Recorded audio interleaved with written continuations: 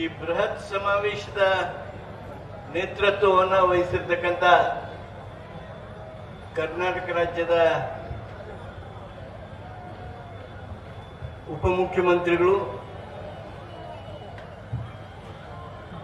ಕರ್ನಾಟಕ ಪ್ರದೇಶ ಕಾಂಗ್ರೆಸ್ ಸಮಿತಿಯ ಅಧ್ಯಕ್ಷರು ಆದ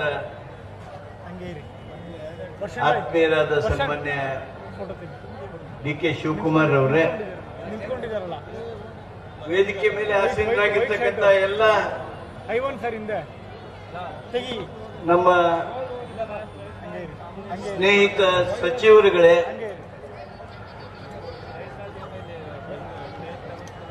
ಶಾಸಕ ಮಿತ್ರರೇ, ಕಾಂಗ್ರೆಸ್ ಪಕ್ಷದ ಹಿರಿಯ ನಾಯಕರುಗಳೇ, ಕಾಂಗ್ರೆಸ್ ಪಕ್ಷದ ಅಭಿಮಾನಿಗಳೇ,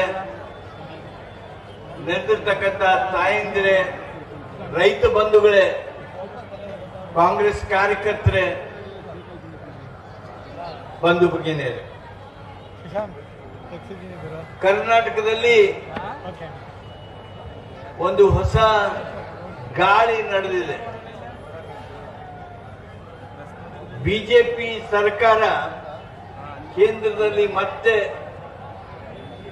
ಸ್ವಲ್ಪದ್ರಾಗ ಉಳ್ಕೊಂಡು ಮತ್ತೆ ಸ್ಥಾಪನೆ ಆಗುವಂತಹ ಅನಿವಾರ್ಯದ ಸಂದರ್ಭ ಬಂದ ಮೇಲೆ ಸನ್ಮಾನ್ಯ ಸಿದ್ದರಾಮಯ್ಯನವರ ನಾಯಕತ್ವದಲ್ಲಿರ್ತಕ್ಕಂಥ ಕರ್ನಾಟಕದ ಸರ್ಕಾರವನ್ನ ಅಭದ್ರಗೊಳಿಸಬೇಕು. ಏನು 136 ಶಾಸಕರ ಬೆಂಬಲದಿಂದ ಗಟ್ಟಿಯಾಗಿ 5 ಗ್ಯಾರಂಟಿಗಳನ್ನು ಅತ್ಯಂತ ಯಶಸ್ವಿಯಾಗಿ 58,000 ಕೋಟಿ ರೂಪಾಯಿಗಳನ್ನ ಡೈರೆಕ್ಟ್ ಬೆನಿಫಿಟ್ ಟ್ರಾನ್ಸ್ಫರ್ ಮುಖಾಂತರ ಜನರಿಗೆ ಹಣ ಮುಟ್ಟಿಸ್ತಕ್ಕಂಥ ಆ ಒಂದು ಬೃಹತ್ ಕೆಲಸ ಏನ್ ನಡೆದಿದೆ, ಅದರಿಂದ ಅತ್ಯಂತ ಅಸಮಾಧಾನ, ಏನ್ ನಮ್ದೆಲ್ಲ ಹೋಗೇ ಬಿಡ್ತು ಅನ್ನುವಂತ ಭಾವನೆಗೆ ಬಂದು ಆ ಬಡವರ ಕಲ್ಯಾಣವನ್ನ ಸಹಿಸದೆ ಸಿದ್ದರಾಮಯ್ಯನವರ, ಶಿವಕುಮಾರ್ ಅವರ ನಾಯಕತ್ವಗಳಲ್ಲಿ ಇರ್ತಕ್ಕಂಥ ಈ ಸರ್ಕಾರವನ್ನ ಏನಾದ್ರೂ ಮಾಡಿ ಕೆಡಬೇಕು, ಈ ಕಲ್ಯಾಣ ಕಾರ್ಯಕ್ರಮಕ್ಕೆ ಯಾವುದೇ ರೀತಿಯಾಗಿರ್ತಕ್ಕಂಥ ಮುಂದುವರಿಕೆ ಆಗಬಾರ್ದು ಅಂತೇಳಿ ಬಿಜೆಪಿ ಹಾಗೂ ಜನತಾದಳ ಇವತ್ತು ಭಾರಿ ದೊಡ್ಡ ರೀತಿಯೊಳಗ ಹುನ್ನಾರವನ್ನ ಮಾಡ್ತಾ ಇದ್ದೀರಿ. ನೀವೆಲ್ಲ ನೋಡ್ತಾ ಇದ್ದೀರಿ. ಎಲ್ಲ ಸುಸೂತ್ರ ಹೊರಟಾಗ ಮೂಡಾದ ಕೆಲಸ, ಮೂಡಾದ ಯಾವುದೋ ಒಂದು ಸೈಟ್ ಹಂಚಿಕೆ ವಿಚಾರ ತಗೊಂಡು ಇಲ್ಲಿ ಪಾದಯಾತ್ರೆ ಮಾಡ್ತಾರ ಅವರು. ಆ ಪಾದಯಾತ್ರೆನೂ ಒಂದು ರಾಜಕೀಯ ನಾಟಕ. ಈ ಪಾದಯಾತ್ರೆ ಯಾಕೆ ಮಾಡ್ತಾರ ಅಂದ್ರೆ ಸಂವಿಧಾನವನ್ನ ತಿರುಚಿ ರಾಜಭವನವನ್ನ ರಾಜಕೀಕರಣಕ್ಕೆ ಉಪಯೋಗ ಮಾಡಿ ರಾಜಭವನದ ಸಹಾಯದಿಂದ ಏನಾದ್ರೂ ಮಾಡಿ ಸಿದ್ದರಾಮಯ್ಯನವರ ಕುರ್ಚಿ ಅಭದ್ರಗೊಳಿಸಬೇಕು, ಕಾಂಗ್ರೆಸ್ ಸರ್ಕಾರವನ್ನ ಏನಾದ್ರೂ ಮಾಡಿ ಅಲುಗಾಡಿಸಬೇಕು ಅಂತ ಹೇಳಿ ಮಾನ್ಯ ಕುಮಾರಸ್ವಾಮಿ ಅವರು, ಮಾನ್ಯ ಯಡಿಯೂರಪ್ಪನವರು ಇವತ್ತು ದೊಡ್ಡ ಪ್ಲಾನ್ ಮಾಡ್ಕೊಂಡಿದ್ದಾರೆ. ಅವರಿಗೆ ಬಲವಾಗಿ ಶಾ ಅವರು, ಅಮಿತ್ ಶಾ ಅವರು ನಿಂತಿದ್ದಾರೆ. ಇರ್ಲಿ, ಇವತ್ತು ನಮ್ಮ ಎದುರಿಗೆ ಪ್ರಶ್ನೆ ಏನು? ಮಾನ್ಯ ಸಿದ್ದರಾಮಯ್ಯನವರು ಮೂಡಾದಲ್ಲಿ ಸೈಟ್ ಪಡೆದುಕೊಂಡ್ರ?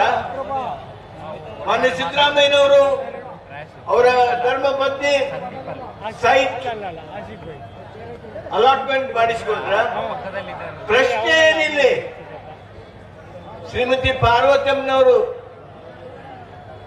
ಸಿದ್ದರಾಮಯ್ಯನವರ ಧರ್ಮಪತ್ನಿ, ಅವ್ರದ್ದು ಭೂಮಿನ ಮೂಡಾದವರು ತಗೊಂಡಿದ್ರು.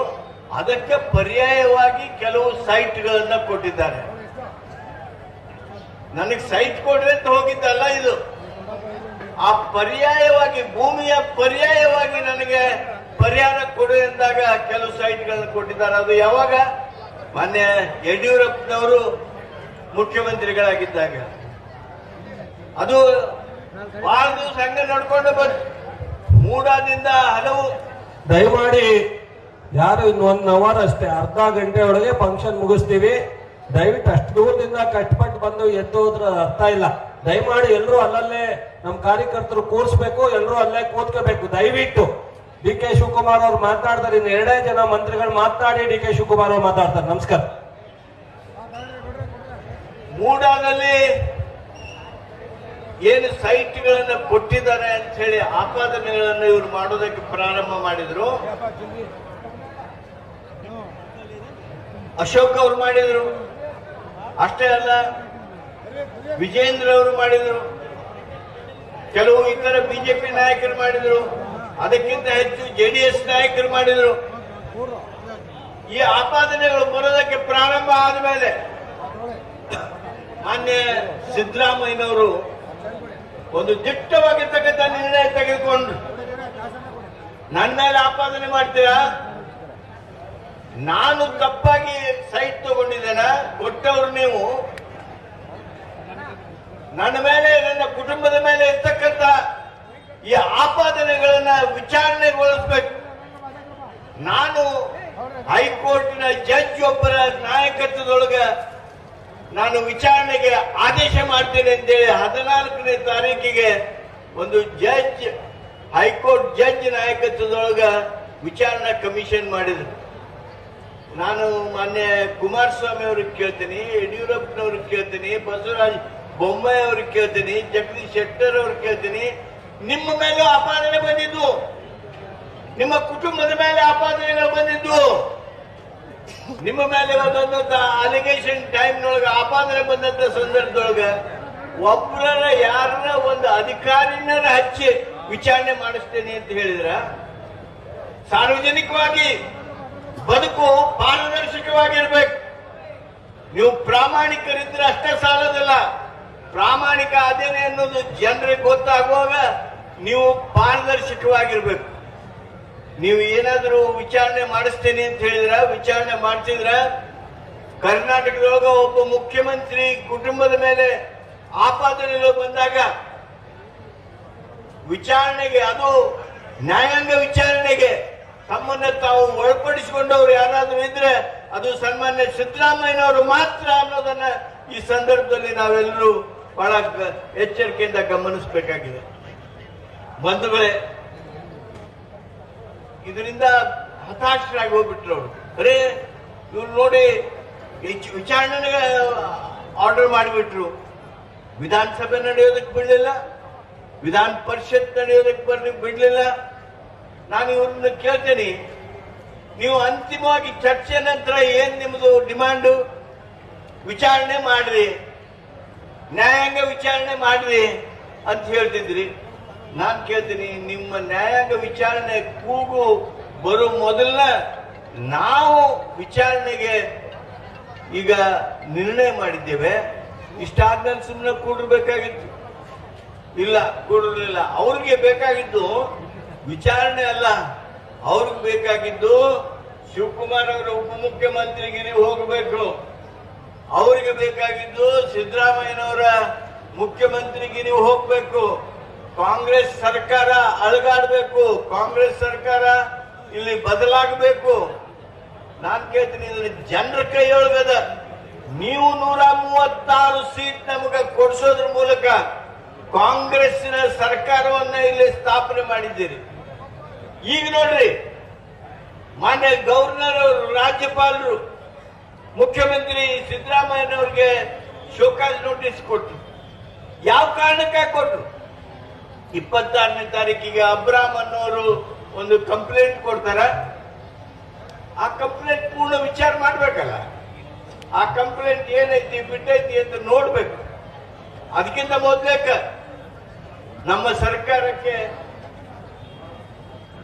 ಸರ್ಕಾರಕ್ಕೆ ಒಂದು ಪತ್ರ ಬರೆದಿದ್ರು ರಾಜ್ಯಪಾಲರು. ಮೂಡಾ ವಿಚಾರದೊಳಗೆ ಹಿಂಗೆಲ್ಲ ಏನೇನೋ ಪತ್ರಿಕೆಯಲ್ಲಿ ಬಂದದ, ಅದ್ರ ಬಗ್ಗೆ ನೀವೇನ್ ಹೇಳ್ತೀರಿ ಅಂತ ಹೇಳಿ. 26ನೇ ತಾರೀಕು ಸಂಜೆ ನಮ್ಮ ಮುಖ್ಯ ಕಾರ್ಯದರ್ಶಿ ಹೋಗಿ ರಾಜ್ಯಪಾಲರಿಗೆ ಅವೆಲ್ಲ ಇದಕ್ಕಿಂತ ಏನ್ ಹೆಚ್ಚಿಗೆ ಬೇಕು ಹೇಳ್ರಿ ನಿಮಗ ಅಂತೇಳಿ ಹೇಳಿ ಕೇಳಿ, ಈಗಾಗಲೇ ನಾವು ಎನ್ಕ್ವೈರಿ ಕಮಿಷನ್ ನೇಮಣಿಕೆ ಮಾಡಿದ್ದೇವೆ ಅನ್ನೋದನ್ನ ತಿಳಿಸಿ ರಾಜ್ಯಪಾಲರು ಸಮಾಧಾನರಾದ್ರು ಅಂತ ವಾಪಸ್ ಬಂತು. ಅವತ್ತ 26ನೇ ತಾರೀಕಿಗೆ ಅವತ್ತ ಸಾಯಂಕಾಲ ಮಾನ್ಯ ಸಿದ್ದರಾಮಯ್ಯನವ್ರಿಗೆ ಮುಖ್ಯಮಂತ್ರಿಗಳಿಗೆ ನೋಟಿಸ್ ಕೊಡ್ತಾರೆ. ಒಬ್ಬ ಚುನಾಯಿತ ಮುಖ್ಯಮಂತ್ರಿಗೆ ವಿನಾಕಾರಣವಾಗಿ ಯಾರಾದರೂ ನೋಟಿಸ್ ಕೊಟ್ಟಿದ್ರೆ ಅದು ಕರ್ನಾಟಕದ ರಾಜ್ಯಪಾಲರು ಮಾತ್ರ ಅನ್ನೋದನ್ನ ಯಾರು ನೆನಪಾರಬೇಡ. ಈ ರೀತಿಯ ಕೆಟ್ಟ ರಾಜಕಾರಣವನ್ನ ಮಾಡ್ತಾ ನಾ ಇವ್ರನ್ನ ಇಷ್ಟ ಕೇಳ್ತೀನಿ. ನೀವು ಶೋಕಾಸ್ ನೋಟಿಸ್ ಕೊಟ್ರಲ್ಲ, ಆಯ್ತು, ಆ ಶೋಕಾಸ್ ನೋಟಿಸ್ ಮೇಲೆ ನಾವು ಉತ್ತರ ಕೊಡೋಣಂತ. ನಾವೇನಿವತ್ತು ಈಚೆ ಕಡೆ ನಿಂತಿದ್ದನ್ನ ನಾವು ಹೇಳ್ತಾ ಇದ್ದೇವಲ್ಲ, ವಿಷಯನ ಸತ್ವಾನ್ವೇಷಣೆ ನಡೆದ ಈ ವಿಷಯ ಹೇಳುವಾಗ ನಿಮ್ಮನ್ನು ಕೇಳ್ತೀನಿ, ರಾಜ್ಯಪಾಲರೇ, ರಾಜಭವನದೊಳಗೆ ಇದ್ದು ನೀವು ಕೆಲಸ ಮಾಡುವಾಗ ನ್ಯಾಯಯುತವಾಗಿ ಮಾಡ್ಬೇಕು. ಸಂವಿಧಾನದ 163ನೇ ಕಲಮಿನ ಪ್ರಕಾರ ನೀವು ಮಾಡಬೇಕಾದದ್ದೇನು ಅಂತಂದ್ರೆ, ನೀವು ಕ್ಯಾಬಿನೆಟ್ ಮಂತ್ರಿಮಂಡಲದ ಏನೊಂದು ಏಡ್ ಅಂಡ್ ಅಡ್ವೈಸ್ ಐತಿ ಅದರ ಪ್ರಕಾರ ನಡಿಬೇಕು. ನೀವು ಅದ್ರ ಪ್ರಕಾರ ನಡಿಬೇಕು ಅಂತೇಳಿ ನೀವು ಗಮನನ ಕೊಡಲಿಲ್ಲ. ನಾನು ಇವತ್ತು ನಿಮ್ಮನ್ನು ಕೇಳ್ತೀನಿ, ಯಾವ ಕಾರಣಕ್ಕಾಗಿ ನೋಟಿಸ್ ಕೊಟ್ರಿ? ನಮ್ಮ ಸರ್ಕಾರದ ಏಡ್ ಅಂಡ್ ಅಡ್ವೈಸ್ ಪ್ರಕಾರ ನೀವು ನಡಿಬೇಕು. ನಾನು ನಿಮ್ಮನ್ನ ಇಷ್ಟೇ ಒಂದು ಸಣ್ಣ ಪ್ರಶ್ನೆ ಕೇಳ್ತೀನಿ. ಜನ ಕೇಳ್ತಾರೆ, ಇದನ್ನ ಪತ್ರಿಕೆ ಕೇಳ್ತಾರೆ, ಜನ ಕೇಳ್ತಾರೆ, ಸಾಮಾನ್ಯ ಜನ ಕೇಳ್ತಾರೆ. ಜೊಲ್ಲೆ ಅವರು ಆ ತತ್ತಿ ಪ್ರಕರಣ ಇತ್ತಲ್ಲ, ಅದ್ರ ಮೇಲೆ ಪ್ರಾಸಿಕ್ಯೂಷನ್ ಪರ್ಮಿಷನ್ ಕೊಡುವಂತ ಕೇಳಿ 15 ತಿಂಗಳಾಯ್ತು. ಯಾಕೆ ನೀವು ಅವ್ರಿಗೆ ಪರವಾನಗಿ ಕೊಡಲಿಲ್ಲ? ನಿರಾನಿ ಅವ್ರಿಗೆ ಸಾವಿರಾರು ಎಕರೆ ಭೂಮಿ ವಿಚಾರದಲ್ಲಿ ಅವ್ರ ಮೇಲೆ ಪ್ರಾಸಿಕ್ಯೂಷನ್ ಮಾಡಬೇಕು ಅಂತ ಹೇಳಿ ಈಗಾಗಲೇ 2 ವರ್ಷ ಆಗಕ್ ಬಂತು. ಅವರು ಪ್ರಾಸಿಕ್ಯೂಷನ್ ಪರ್ಮಿಷನ್ ಕೇಳಿ ಯಾಕೆ ಅವ್ರಿಗೆ ಪರವಾನಗಿ ಕೊಡಲಿಲ್ಲ? ಈಗ ಉಳ್ಕಿದವ್ರಿಗಾದ್ರೂ ಒಂದು ಕಾನೂನು, ಸಿದ್ದರಾಮಯ್ಯನವ್ರಿಗಾದ್ರೆ ಮುಂಜಾನೆ ಕಂಪ್ಲೇಂಟ್ ಕೊಟ್ಟರು, ಸಂಜೆ ಮುಂದೆ ಆಗ್ಲೇ ನೀವು ನೋಟಿಸ್ ಕೊಟ್ಟ ಬಿಟ್ರಿ. ಯಾವ ನ್ಯಾಯ ಇದು? ಯಾವ ಕಾನೂನನ್ನು ನಡ್ಕೋತೀರಿ? ಸಂವಿಧಾನದ ಪ್ರಕಾರ ನಡ್ಕೋಬೇಕಾಗಿರ್ತಕ್ಕಂಥ ಸಂವಿಧಾನದ ಪ್ರಮುಖ ಸ್ಥಾನದಲ್ಲಿ ಇರ್ತಕ್ಕಂಥ ರಾಜ್ಯಪಾಲರು ನ್ಯಾಯಯುತವಾಗಿ ನಡೆದುಕೊಳ್ಳದೆ ಹೋದ್ರೆ ಜನ ಹಿಂಗ ದೊಡ್ಡ ದೊಡ್ಡ ಸಭೆ ಮಾಡಿ ನೀವು ಮಾಡಿರ್ತಕ್ಕಂಥ ಕ್ರಮ ಇದು ಅನ್ಯಾಯದ ಕ್ರಮ ಅಂತ ಹೇಳಿ ಹೇಳುವಂತ ಈ ಧ್ವನಿ ಏನದ, ಇದರ ಮೇಲೆ ಅವ್ರು ಇವತ್ತು ಎಚ್ಚರ ಆಗಬೇಕು. ರಾಜ್ಯದ ಸರ್ಕಾರಕ್ಕೆ ಕೈ ಹಚ್ಚೋದಕ್ಕೆ ಬಂದ್ರೆ ಕನ್ನಡ ನಾಡಿನ ಜನತೆ ಸುಮ್ಮನೆ ಇರೋದಿಲ್ಲ. ಇದು ಎಚ್ಚರಿಕೆ ಮಾತು. ನೀವು ಪಾದಯಾತ್ರೆ ಮಾಡಿ ನೀವು ಬೆಂಗಳೂರಿಂದ ಮೈಸೂರಿಗೆ ಹೋದ್ರಿ ಅಲ್ಲ, ನಿಮ್ಮ ಉದ್ದೇಶ, ನಿಮ್ಮ ಹುನ್ನಾರ, ನಿಮ್ಮ ಕುತಂತ್ರ ಕರ್ನಾಟಕದವ್ರು ಎಲ್ಲರಿಗೂ ಗೊತ್ತಾಗ್ಯದ. ಏನ್ರ ಮಾಡಿ ಸರ್ಕಾರ ಕಡಬೇಕು. ಈ ಸರ್ಕಾರ ಇರೋದು ಕನ್ನಡಿಗರ ಅಭಿಮಾನ, ಕನ್ನಡಿಗರ ಪ್ರೀತಿ, ಕನ್ನಡ ನಾಡಿನ ಜನತೆಯ ಆಶೀರ್ವಾದದ ಮೇಲೆ ನಿಂತಿದೆ ಹೊರತು ಬರೇ 136 ಮಂದಿ MLAಗಳ ಮೇಲೆ ನಿಂತಿಲ್ಲ. ನಾವು ಈ ಕನ್ನಡಿಗರ ಆಶೀರ್ವಾದ, ಕನ್ನಡಿಗರ ಅಭಿಮಾನದ ದ್ಯೋತಕ ಆಗಿರ್ತಕ್ಕಂಥ ಈ ನಮ್ಮ ಕಾಂಗ್ರೆಸ್ ಸರ್ಕಾರ, ಸನ್ಮಾನ್ಯ ಸಿದ್ದರಾಮಯ್ಯನವರ, ಶಿವಕುಮಾರ್ ಅವರ ಸರ್ಕಾರ, ಇವತ್ತು ನೀವೇನ್ರಿ ಇಂಥವು ಮಾಡಕ್ ಹೋದ್ರಿ ಅಂದ್ರೆ ಜನ ನಿಮ್ಮ ಮೇಲೆ ಬಿದ್ದಾರು. ಎಚ್ಚರಿಕೆ. ಈ ಎಚ್ಚರಿಕೆ ಮಾತನ್ನ ಹೇಳ್ತಾ ಮಾನ್ಯ ಶಿವಕುಮಾರ್ ಅವರಿಗೆ ನಾನು ಅಭಿನಂದಿಸ್ತೇನೆ. ಅವರು ತೆಗೆದುಕೊಂಡಿರ್ತಕ್ಕಂಥ ನಿಲುವು, ಈ ಜನಾಂದೋಲನ ಏನು ಅವರು ಪಾದಯಾತ್ರೆ ಮಾಡಬೇಕಂದ್ರು, ಪಾದಯಾತ್ರೆಗೆ ತಕ್ಕದಾಗಿರ್ತಕ್ಕಂಥ ರಾಜಕೀಯ ಉತ್ತರ ಇವತ್ತು ಜನಾಂದೋಲನದ ಮೂಲಕ ನೀಡ್ತಾ ಇದ್ದಾರೆ. ಈ ನಿಮ್ಮೆಲ್ಲರ ಸೇರುವಿಕೆ ನಮಗೆ ದೊಡ್ಡ ಶಕ್ತಿ ತಂದಾಗಿದೆ. ಮತ್ತೊಮ್ಮೆ ತಮ್ಮೆಲ್ಲರಿಗೆ ವಂದಿಸಿ ಕನ್ನಡ ನಾಡಿನ ಜನ ಜಾಗೃತರಾಗಿರ್ಬೇಕು ಅನ್ನೋದನ್ನ ಪ್ರಾರ್ಥಿಸಿ ನನ್ನ ಮಾತು. ಇಷ್ಟೊತ್ತು ತಮ್ಮ ಮನದ